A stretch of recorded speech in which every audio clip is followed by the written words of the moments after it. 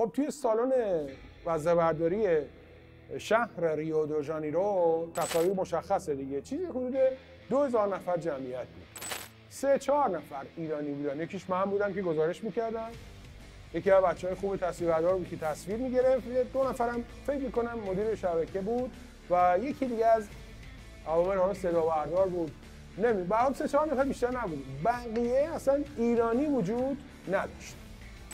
اما موقعی که سیامند رفت اون وزنه 310 کیلوگرم رو زد، باور کنید اون فریاد ایران ایران ایران که توی سالن گفته میشد، هیجانش و شورش حتی از ورزشگاه 12000 نفری آزادی هم پرشورتر، پر انرژی تر.